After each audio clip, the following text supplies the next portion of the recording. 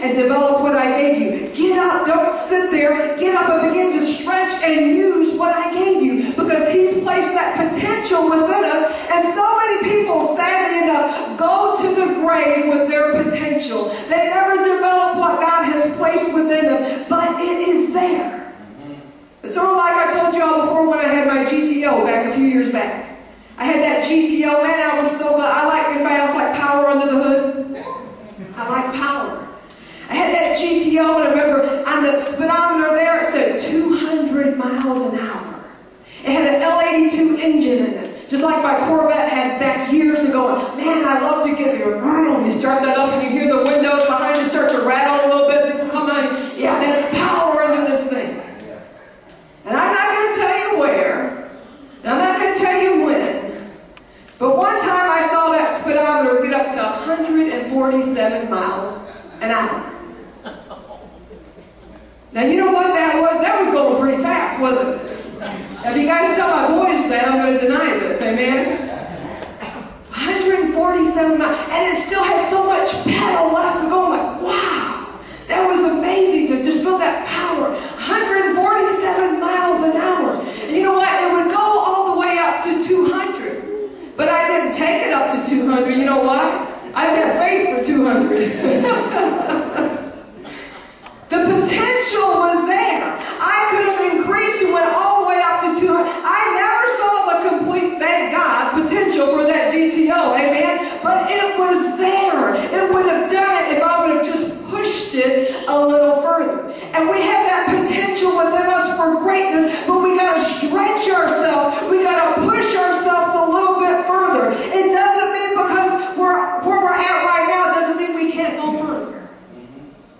And some people, you know what they say? This is all I can do. No, it's all you're willing to do. Amen. There's a difference. Amen.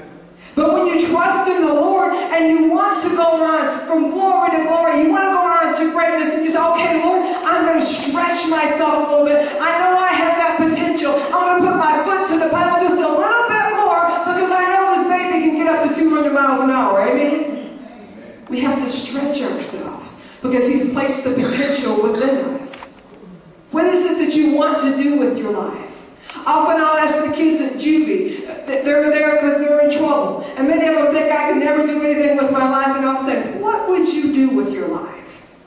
If somebody came to you and told you you could do anything you wanted to and you would not fail, what would you want to do? And it's amazing to see their brains start to think, and they're like, wow, I would love to do. I want to ask you the same thing. What would you do with your life if you knew you could not fail? It doesn't matter how old you are. Moses was 80 before the Lord started using him. It doesn't matter how old you are. Abraham was 100 before he had that child. It doesn't matter where you came from. It doesn't matter what somebody's told you. What can you believe God to do in your life? Where do you want to go with the Lord? What would you do if you knew you couldn't fail? The Lord wants to take us to that greater place. Tell your neighbor, say, you have the potential. Now tell them, say, stretch. Stretch yourself. The Lord wants us to begin to stretch and to believe Him. But we have to do our part. Stop looking at your inabilities. I love when God spoke to Moses and said, okay, Moses, you're 80. Now I'm going to begin to use you. You messed up for a while. You were on the backside of the desert for 40 years. Now we're going to take you to that place and I'm going to use you. Go tell Pharaoh that I said to let my people go. And the first thing Moses did was start to look at his shortcomings and his failures. Amen? He said, but Lord, I just don't speak that good. I stutter a little bit. You know what God said to him? Who made your mouth? All right. Yeah. You say, well, I would do this if I could do this better. Who made you? God made you. The great God, the omnipotent Father, the one that created the heavens and the earth. He formed you and He placed all these things as we read within you. You are fearfully and wonderfully made. And you think, oh, I can't do that because of this. Don't you know God made you? Don't you know God can help you to overcome whatever it is the enemy's trying to hold you down with? But just give it to the Lord. Just see, He'll take you to that greater place. He said, Moses, who made your mouth? Who made manage your tongue. He was saying, these excuses don't matter. If you look to me, you'll see I'll help you. So we can't look at our shortcomings. We can't, just stand there and say, well, if I had this or I had that. And here's something else I want to tell you. Stop saying bad things about yourself. You know why? Because you're lying, and the God doesn't like for us to lie. Amen? Because God